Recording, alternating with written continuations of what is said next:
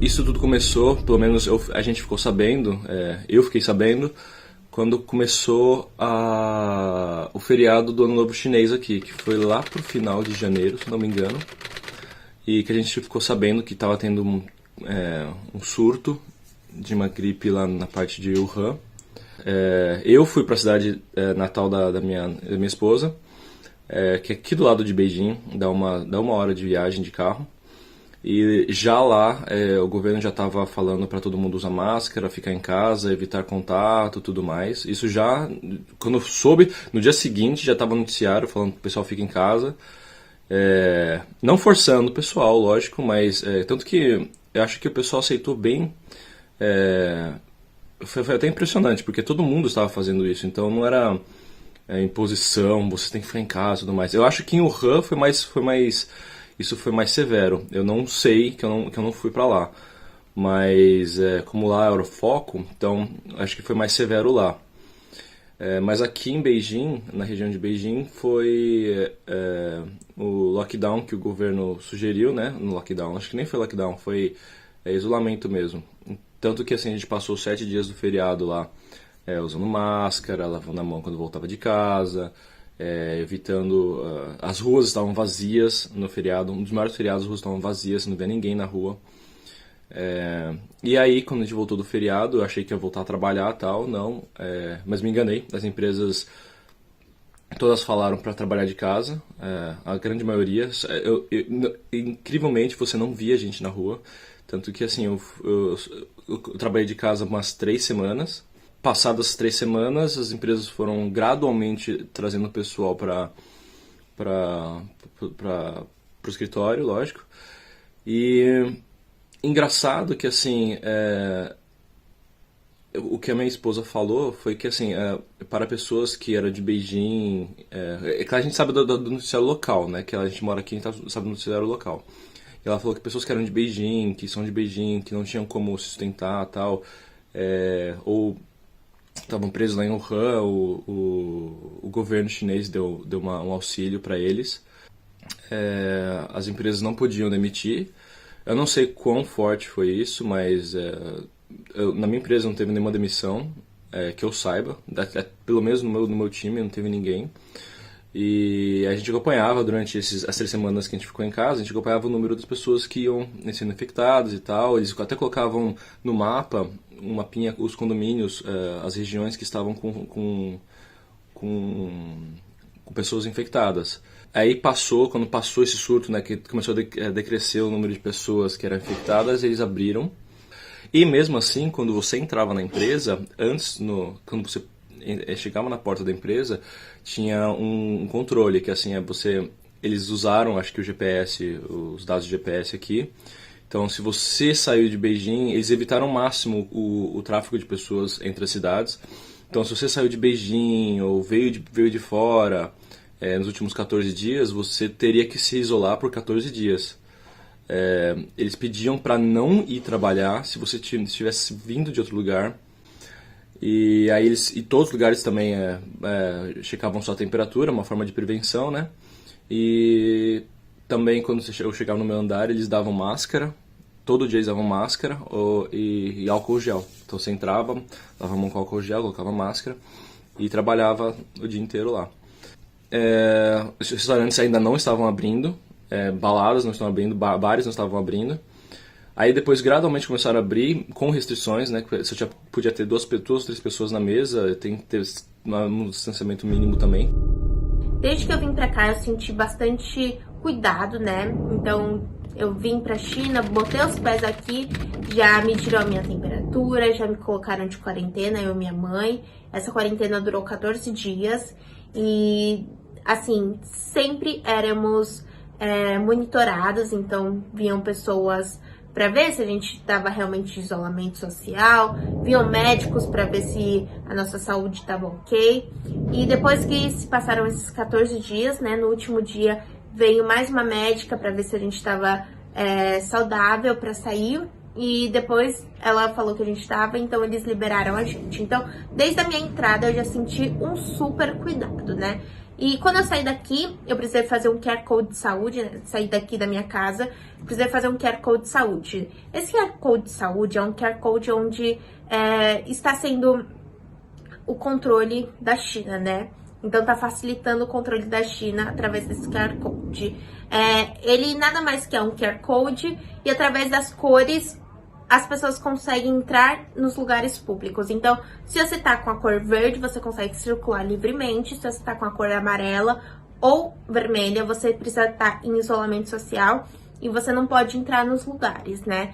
E em todos os lugares que você vai, eles medem a sua temperatura, é obrigatório o uso de máscaras, então esse está sendo um cuidado que você vê bastante. Aqui já foi declarado o fim do lockdown, como eu disse, mas em muitas cidades ainda surgem alguns poucos casos, né? Como eu já disse, são muitos importados, mas às vezes tem 1 ou 2 casos que são contaminação interna, né? E através do QR Code, voltando, eles conseguem controlar muito bem as pessoas contaminadas e as pessoas que estão ao redor delas, né? Como o vírus é altamente contagioso e facilmente transmissível, através do QR Code eles conseguem localizar todo mundo que estava ao redor dessa pessoa suspeita e deixar todos em isolamento, o que não aumenta mais os casos e outras contaminações. Então esse também está sendo um outro controle, né? A volta à normalidade aqui tá sendo devagar, mas em cada cidade muda um pouquinho a dinâmica. Na minha cidade, como tiveram poucos casos, você vê que a cidade já tá mais normal, né? As escolas voltaram, também com os cuidados, né? Mas eu acho que a China, como tá um passo à frente, vendo aqui eu já sinto uma super esperança, né? Até bom para compartilhar com vocês. Mas eu também vejo a importância do isolamento social e da quarentena. Aqui eles sempre falam dessa importância, né? De como foi importante para a China poder estar onde ela está hoje em dia. Desde que eles fizeram esse isolamento social, esse lockdown, eles sentiram, né? É visível que abaixaram os casos, que os casos de morte também diminuíram muito. O impacto do Covid-19 em Paraisópolis não é muito diferente do que está acontecendo na maioria das favelas do Brasil. Nós estamos vivendo 2 Brasis diferentes. Um Brasil que tem condições de fazer seu home office, usar sua máscara e o álcool gel, e um outro Brasil que está começando a passar fome, que mora em cima do córrego e que está faltando água diariamente. Precisamos nos unir para mudar essa realidade. As favelas estão escacarando neste momento os seus problemas, que são fruto do abandono de anos e desgoverno. Neste momento, existe um bate-cabeça entre a política no Brasil, um culpando o outro. Nem um prefeito, nem um governador, nem um presidente da República apresentam políticas específicas para as favelas deste país, e é como se 13 milhões de brasileiros não existissem neste momento. Aqui em Paraisópolis e nas demais comunidades da rede do G10, estamos montando um conjunto de 10 iniciativas para que a gente possa pensar alternativas diante dessa pandemia. Nós contratamos ambulância, estamos fazendo marmitas diariamente, distribuindo para a população, nós criamos uma casa de acolhimento, nós formamos moradores voluntários para ser socorristas, estamos diante da ausência da política pública criando as nossas próprias políticas, mas precisamos que o governo também faça seu papel. Aqui no Complexo Alemão, a gente tem dados atualizados a todo momento, graças a um app desenvolvido pelo nosso jornal local, que é o Voz das Comunidades. Então a gente está antenado na questão de quantas pessoas de quantos casos confirmados, de quantos óbitos, de quantos recuperados nós temos, e isso todo dia sai nesse jornal. Então estamos bem informados na questão do alastramento dessa doença. Em questão dos casos suspeitos, a UPA do Alemão fez um boletim poucos dias, há 15 dias atrás, falando que já tinham praticamente mais de 1.000 casos suspeitos que passaram pela UPA do Alemão. Aqui, no Complexo Alemão, as coisas estão funcionando, mas estão funcionando não graças ao governo, estão funcionando graças às ações feitas por ONGs e projetos em conjunto com os moradores. Um exemplo é o Gabinete de Crise, que é a união de 3 coletivos. O coletivo Papo Reto, que é do Raul Santiago, o Mulheres em Ação, do Alemão, e o Jornal Voz das Comunidades, que é o René Silva e a galera dele lá, que faz um trabalho maravilhoso.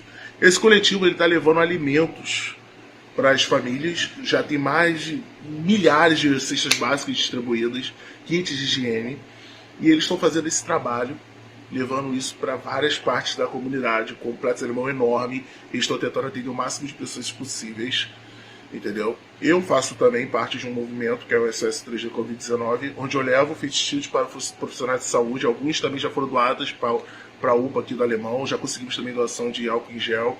Então, o alemão, ele sofre com isso e também sofre também com a intervenção do Estado. Essa semana, vocês viram nos jornais que sofremos praticamente uma chacina com uma operação da polícia no amanhecer do dia. Então era a polícia e o BOP junto, então foi o tiro a manhã e a tarde toda. Terminamos o dia com 15 mortos, incluindo inocentes, casas metralhadas, caixas d'água perfuradas. Tem lugares aqui no Complexo Alemão que nem água chega, e quando chega tem a caixa d'água metralhada. Então é isso que acontece. A gente sobrevive aqui num termo que eu utilizo muito, é nós por nós. Porque se nós, favelados, não cuidamos dos nossos, o Estado não vai cuidar. O grande problema aqui na Itália, ele começou porque tiveram algumas falhas operacionais, principalmente em Codogno, em que a equipe médica não avaliou a gravidade da situação de forma adequada. Também o paciente número 1 foi até o pronto-socorro e ali ele contaminou todo mundo. Nós tivemos também uma outra falha em Alzano Lombardo, aqui na província de Bergamo, e ali também, depois de ter sido constatado o coronavírus, o hospital reabriu logo depois. E não se tinha informações claras até aquele momento, não se tinha uma cadeia de comando centralizada, dando informações claras, dando diretivas do que se tinha que fazer. Isso acabou levando a uma confusão generalizada. Você também, por conta disso, demorou para tomar medidas mais duras, como, por exemplo, o fechamento da Lombardia e a instituição da quarentena. Proliferaram fake news, como, por exemplo, que o vírus veio da China, que era uma arma biológica. Isso é uma bobagem tremenda, mas esse tipo de informação proliferou. Proliferou também que ele não atacava os jovens, que não atacava ninguém, o que não é a realidade. E as pessoas não respeitaram a quarentena. As pessoas seguiram com as suas vidas normalmente, foram para as montanhas esquiar, foram jantar, e logo depois disso nós percebemos que os casos explodiram e que a situação saiu do controle. De fato, o mais grave aconteceu, o desrespeito à quarentena, o desrespeito ao isolamento social. E eu vou compartilhar um pouco do que é a realidade aqui, porque as pessoas só se conscientizaram com o choque com a realidade. E ele foi brutal aqui em Bergamo. Semana passada, nós tivemos um comboio de caminhões militares que vieram retirar os cadáveres para serem cremados em outra região. Era um comboio muito grande de caminhões militares, e todos eles saíram daqui cheios de cadáveres, porque os nossos fornos crematórios não dão mais conta da quantidade de mortos que nós temos todos os dias. Esse choque com a realidade foi brutal.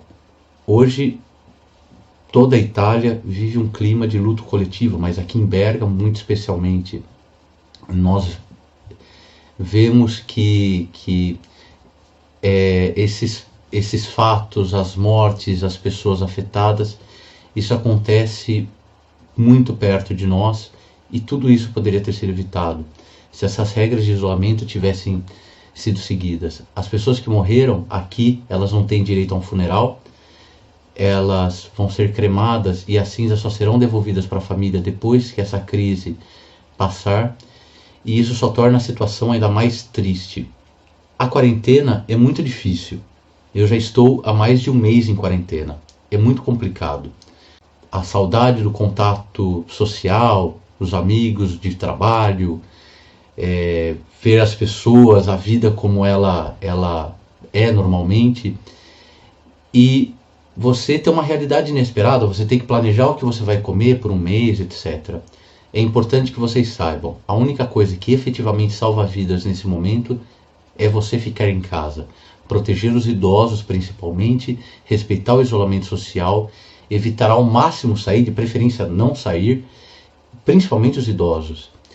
E isso é o que vai fazer a diferença entre o sistema de saúde entrar num colapso absoluto em uma semana, como foi o caso na Itália, ou ele ser sobrecarregado. Sim, isso vai acontecer, só que de forma mais calma.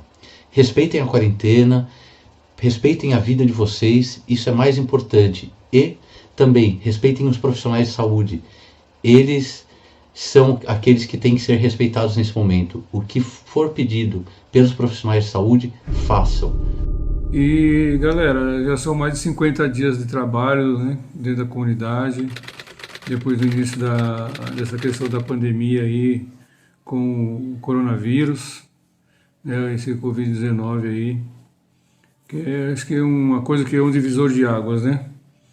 E hoje a gente vê, na verdade nós vemos, né, a atuação da comunidade, né, tentando sobreviver, mas para quem tem dinheiro é muito fácil estar em quarentena, né? Se tranca dentro de casa, pode pedir o que quiser em delivery, né? Quem mora na favela não tem isso, né? Algum ou outro aí que tem uma estrutura melhor dentro das suas casas pode ficar dentro de casa algum tempo, mas nós sabemos muito bem que quem mora em beco, quem mora em viela, quem mora em barraco, quem mora em casa de um cômodo aí com mais de 10 pessoas, né? Geralmente juntas, isso é impossível ter quarentena, é impossível de sobreviver, né? Nessa questão da pandemia aí. Como é que se faz quarentena com todo mundo dentro de casa dessa forma, né? Não dá.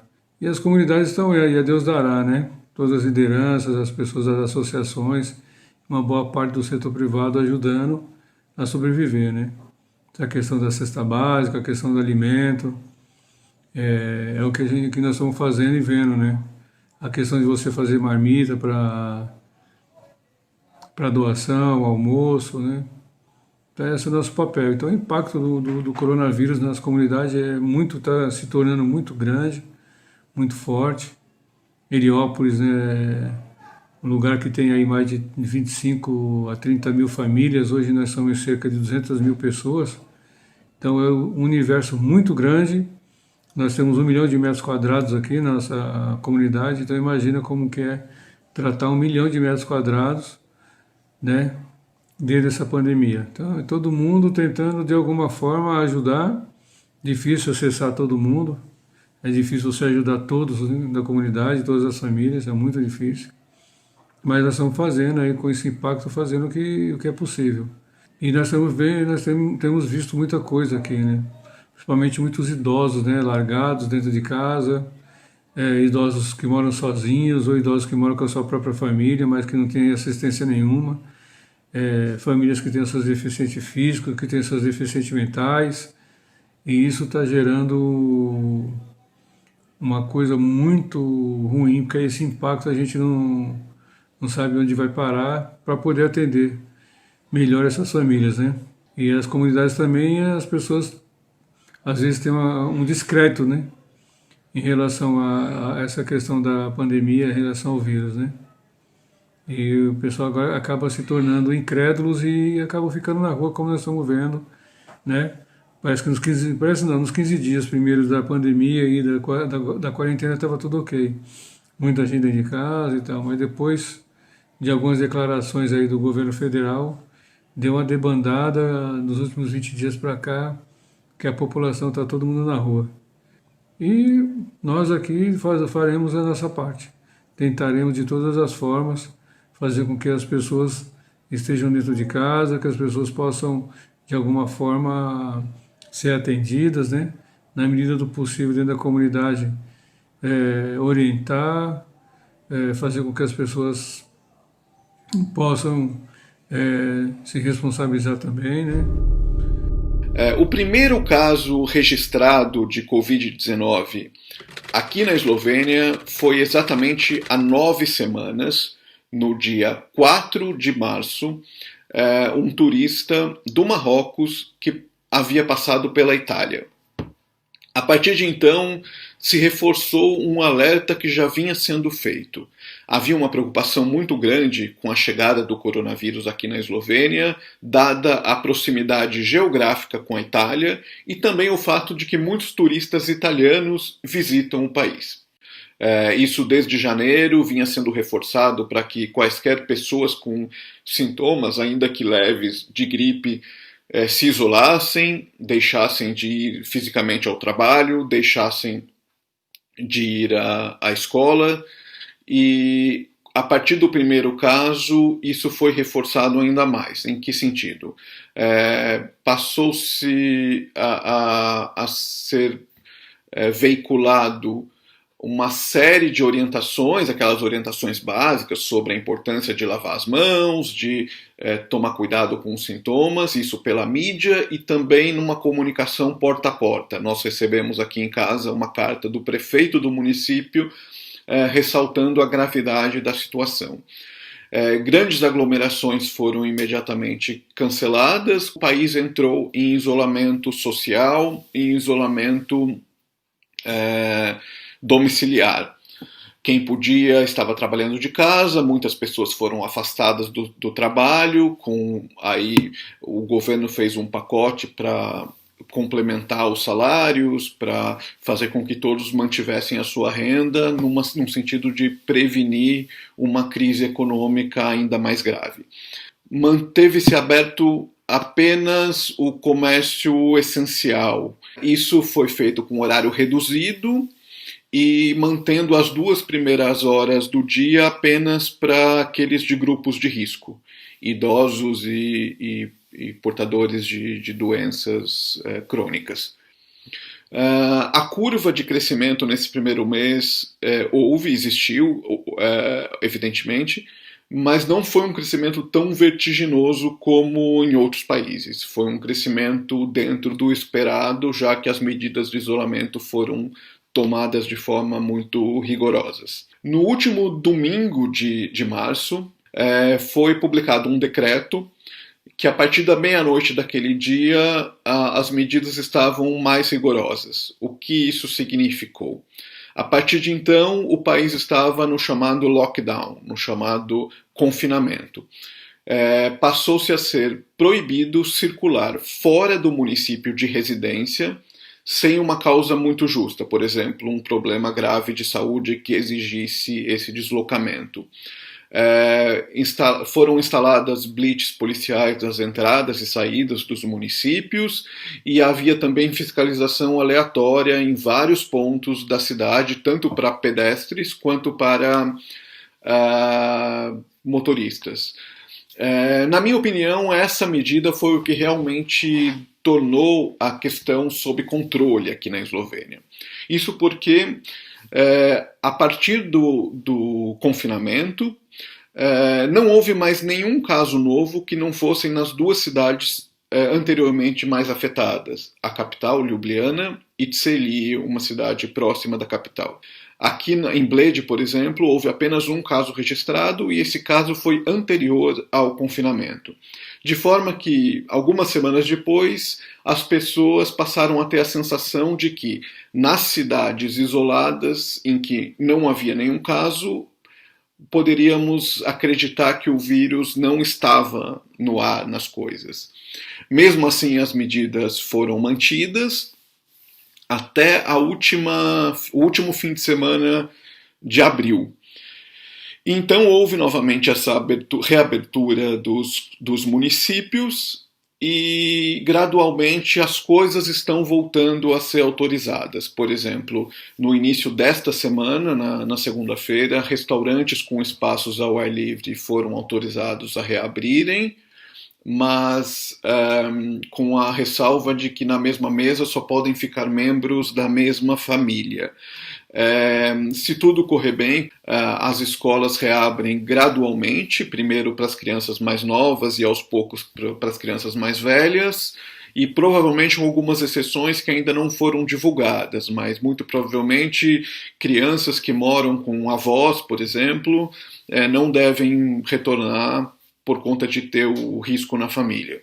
eu percebo que as pessoas estão levando muito a sério as orientações.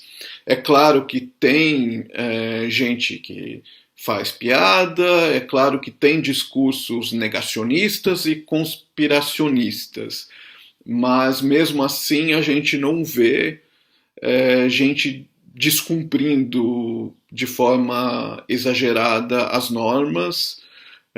As sanções também são grandes e a fiscalização tem sido eficiente. É difícil a quarentena, claro. A gente tem a sensação aqui que o pior já passou, mas ao mesmo tempo há um receio de uma segunda onda, há um receio dos países vizinhos, justamente pela Eslovênia ser um país tão pequeno, menor do que o estado do Sergipe e com uma população tão pequena, de 2 milhões de habitantes, ou seja, menor do que a população da zona sul do município de São Paulo. Existe sempre esse risco da vizinhança, esse risco de algo colocar em dificuldade esse compromisso coletivo e que foi respeitado de uma forma muito comunitária aqui, mas a gente observa que os passos estão sendo dados um de cada vez. E é isso, como eu costumo dizer, essa pandemia ela exige uma luta de todos nós.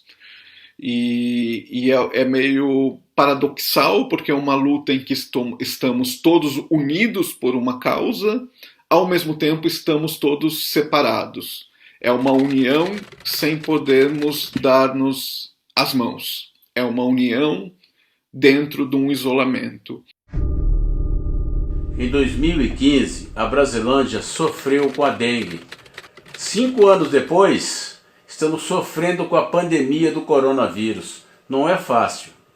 Estamos fazendo campanha para conseguir ajudar a comunidade de maior baixa renda com a distribuição de kits de alimento e kits de higiene. Parte da população da Brasilândia está apreensiva, com medo, perdendo emprego e passando necessidade de alimento. Nós estamos também realizando uma campanha na comunidade para conscientizar as pessoas a utilizarem máscaras e ficar em casa, pois a prevenção é o melhor remédio. A maioria das pessoas está cumprindo sim a quarentena. Agora tem aquela parte que não consegue cumprir por conta das responsabilidades, tem que garantir o pão de cada dia, pagar suas contas. O motivo é esse, do não cumprimento da quarentena. E o governo deveria garantir mais as necessidades básicas das pessoas. Assim a quarentena seria mais positiva. Que as coisas estão dando certo na medida daquilo que é possível nessas circunstâncias, né? Atualmente, dados desse dia 19 de abril, a gente tem um total de 714 mortos e a gente tem 224 casos graves, ou seja, gente internada em UTI. Mas a gente também já tem 610 pessoas recuperadas, o que são, né, boas notícias. E, acima de tudo, o que a gente tem conseguido fazer aqui é controlar a quantidade de casos graves, ou seja, desses casos que precisam de internamento em UTI, para garantir que a gente não deixa ninguém sem acesso aos cuidados de saúde. E isso a gente tem conseguido fazer. Importa falar que todas as pessoas que infelizmente já faleceram devido à Covid-19, elas faleceram com acesso a cuidados de saúde. Ninguém faleceu como em Espanha ou em Itália, porque já não havia capacidade de resposta do serviço de saúde, tá? Do SUS. E também é importante falar que a média de idades das pessoas que infelizmente já perderam a vida com essa doença, aqui em Portugal até agora, de 81 anos. E que a maioria delas também já tinha outras doenças que agravaram, né, depois do seu estado de saúde. Então o que é que a gente tem feito aqui? Como vocês devem saber aí, nós estamos há mais de um mês num estado de confinamento. Esse confinamento, na primeira semana, nas primeiras 2 semanas, ele começou por ser voluntário, mas aí no dia 18 de março a gente decretou o estado de emergência nacional.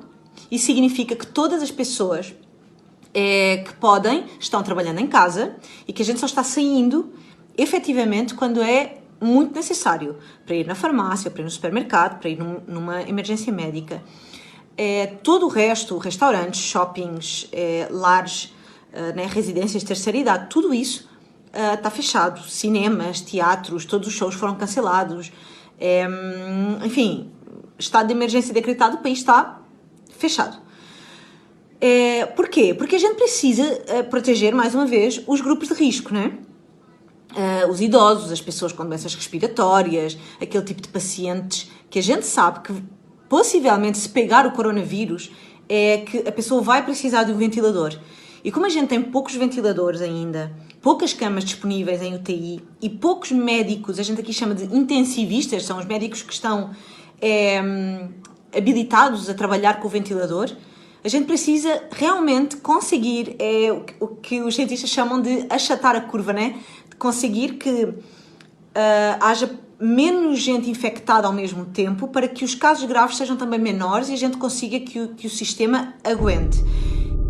Seattle foi o primeiro epicentro da crise do Covid nos Estados Unidos, onde apareceu o primeiro caso, foi numa cidade chamada Kirkland, aqui um pouco ao norte, onde a gente está. E logo se espalhou bastante, principalmente em casas de repouso aqui em Seattle. Teve 2 ou 3 casas que foram infectadas, uma inclusive com 120 pessoas, 40 faleceram de Covid. Então foi uma coisa bem triste que aconteceu aqui no início da pandemia. Bom, aqui o governador foi bem enérgico, logo implantou as medidas de quarentena, o que na minha visão foi bom, porque pelo fato de ter começado aqui, ele conseguiu logo meio que controlar. Hoje a gente está com aproximadamente 16 mil casos e umas 750 mortes, né? Comparar com os Estados Unidos inteiro, né, que está mais ou menos 1.250.000 casos e mais de 75 mil mortes, né? Então, muito elevado, né? Nova York começou mais ou menos no mesmo período, um pouco depois aqui, só que as medidas de quarentena lá demoraram para ser efetivas, né, entrar em vigor. E aí hoje é o maior epicentro do mundo, assim, tiveram muitos casos lá em Nova York, né? O número de mortes aqui nos Estados Unidos já está mais controlado, né? Teve dias aqui que chegou a ter 5 mil mortes num dia, hoje em dia está entre 1.500 e 2.000, tem caindo, né? Os números estão, tanto de novos casos como mortes, desacelerou, né? Ainda não diminuiu drasticamente, mas desacelerou, né? E com isso, né, o governo, principalmente o Trump, está querendo forçar a reabertura da economia. No momento, cada estado está desenhando um plano para voltar a abrir a economia, né? Aqui o estado de Washington, como eu falei no início, o governador foi bem rigoroso com a quarentena, cancelou tudo, aulas, comércio, logo em fevereiro, tanto que eu estou trabalhando de casa, no home office, desde o dia 28 de fevereiro. As aulas acabaram, esse ano ele já falou que não voltam as aulas, o ano letivo iria até junho, dia 19 de junho, falou agora as aulas só voltam em setembro, então as crianças estão tendo aula de casa, remotos, e ele falou que só depois do final de maio, provavelmente em junho, que vai começar a reabrir a economia aqui no estado de maneira bem controlada. O Covid-19, ele começou a ser debatido muito aqui na Costa Rica, mais ou menos no final de fevereiro. Já se pensava muito no que seria feito, por conta de o mundo inteiro estar vivendo a mesma situação. Mas o primeiro caso registrado foi no dia 12 de março. Foi um casal de americanos que veio de Nova York apresentando sintomas da doença. Eles foram isolados e a partir daí foi que a Costa Rica começou a reportar os casos e tratar de forma mais séria. Acho que um ponto importante e que eu gostaria de compartilhar com vocês é que o governo aqui, ele desde o primeiro momento, ele sempre deixou muito claro o que precisava ser feito com relação ao distanciamento social. Eles já tomaram medidas que após o contágio do primeiro caso, eles já fecharam as escolas particulares, as crianças já imediatamente, a partir do dia 16 de março, começaram a ter as aulas virtuais. Em seguida, o governo, na semana seguinte, também fechou as escolas públicas, serviços públicos, com tempo, jornada reduzida. Então, eles foram muito sábios, eu diria, no combate ao princípio da doença. Algo que eu venho escutando muito e acho que também fez toda a diferença aqui, foi que eles, quando mapeavam os casos de contágio, eles acabavam trabalhando também com as pessoas que haviam tido contato com essas pessoas e colocando essas pessoas em quarentena. E algo que me chamou muito a atenção é que o sistema de saúde aqui, apesar de ser um país pequeno, ele funciona muito bem. Essas pessoas que ficavam em quarentena, incluso as contaminadas, elas têm até hoje visitas semanais de pessoais do serviço público que vão em suas residências, verificam o estado da pessoa, se ela requer algum tipo de tratamento, e todos os pacientes de coronavírus são tratados em um mesmo hospital. Com respeito à abertura do cenário econômico, já a partir do mês de junho volta às atividades de maneira paulatina, se eu poderia dizer assim. Já os supermercados estão 100%, cinemas e teatros 50% guardado um distanciamento de 2 metros em cada poltrona, os parques públicos para atividade física também já estão retornando. A vida volta gradativamente à sua normalidade, os colégios está previsto para que retornem somente em julho, mas acho que estão fazendo a coisa de maneira correta, e o mais importante, que eu acho que foi o importante para achatar a curva, foi que a população entendeu a necessidade, trabalho junto, muitas doações a pessoas necessitadas. Outra vez comentando, é um país de 5 milhões de habitantes, não é um país de 200 milhões de habitantes, mas acho que a força e a união de todos junto com o governo faz com que a gente consiga aqui ter números expressivos como apenas 10 mortes nesse momento. Vim aqui falar do impacto que o coronavírus está causando dentro das periferias carentes.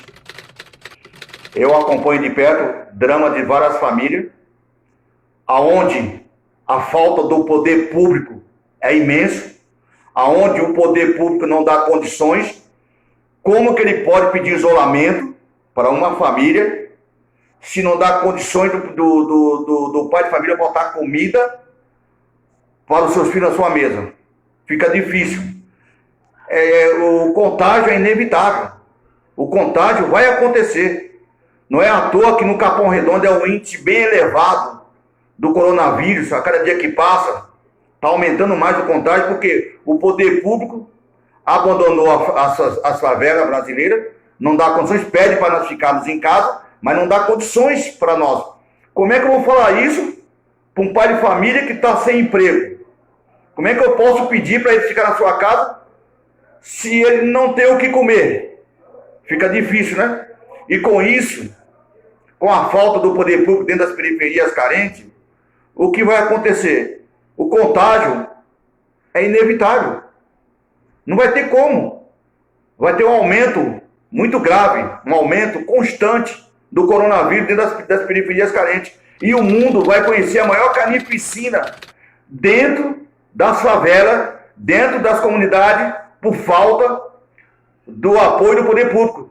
Nós iremos enterrar os nossos mortos, porque o poder público não nos dá as condições. Então esse é um dos impactos maiores dentro das periferias carentes.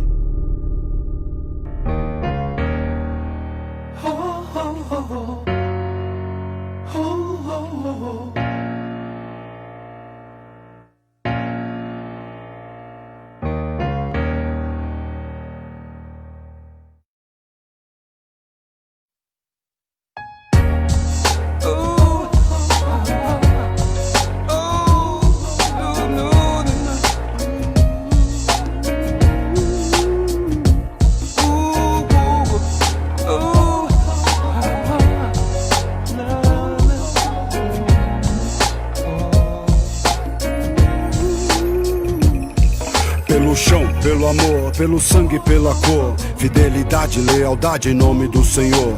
A minha amada, a minha família e ao 9 de julho, que me mostrou a importância de eu estar no bagulho. A gente atira no escuro, não escuta ninguém. Não adianta o sermão e a tempestade que vem.